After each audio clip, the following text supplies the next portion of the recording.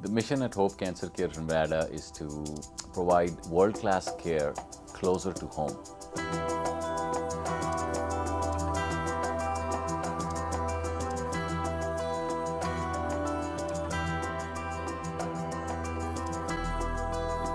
I'm Dr. Mehdi.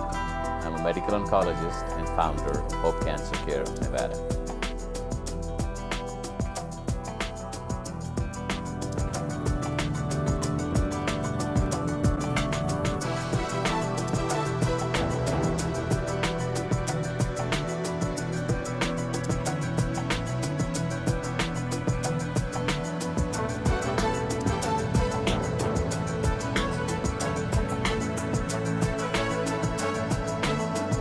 This is Eye on Cancer with Dr. Mehdi and Linda Kass.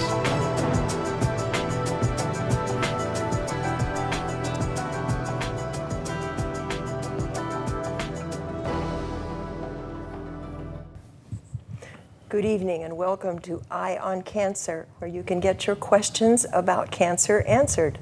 This is not a live broadcast. You may communicate your questions to 775-727-9400, or you may email them to eoc@kpvm.tv. And I am joined here by the expert and my doctor, Pahrum's only medical oncologist, Dr. Raja Mehdi. Hi, doctor. Hi, Linda. How are you? How are you doing? Well, busy weekend. Yes, it has been a very busy weekend. Glad to be here. Yes. And so we had a question about the breast cancer survival rates. And do you have, you have the experience, so what in your experience is that currently? The breast cancer survival rates can be divided according to different stages. We still traditionally divide the stages between 1 to 4 or 0 to 4. There is a stage 0 breast cancer also.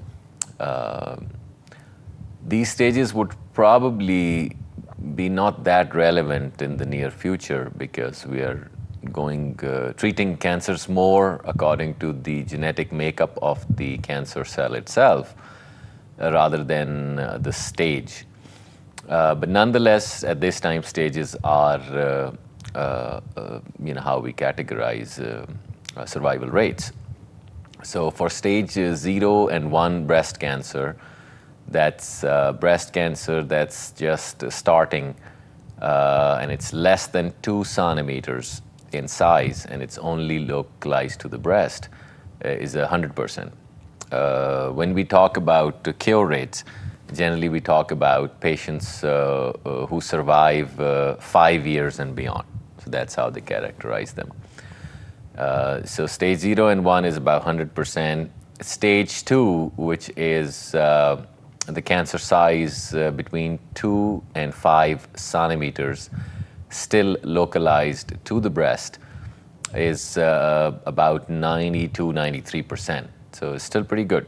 And stage 3 for breast cancer is still a relatively higher number than, for example, say stage 3 lung cancer.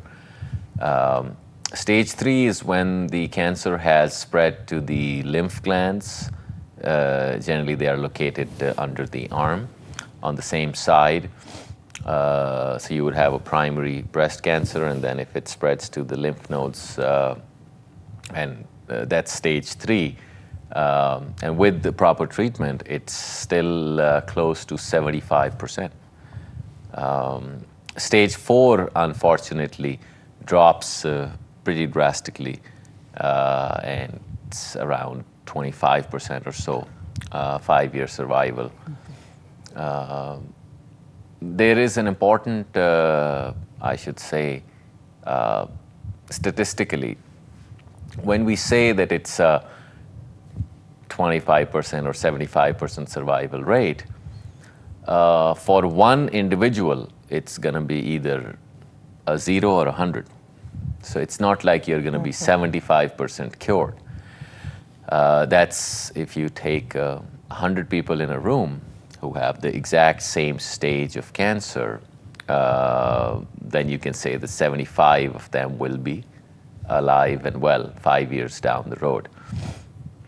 That part is changing quickly because patients in the same stage of cancer are showing so much variability in survival because it's not actually the stage, it is the type of cancer that determines how you're going to do. Some of them we have developed drugs that exactly match with the tumors, like the HER2 cancers. Some, the scientists are still working on it. But the point that I was trying to make here is that if your doctor designates you with a particular stage of cancer, do not jump on the internet and start looking at statistics. A lot of patients do that. It is relatively useless in this day and age.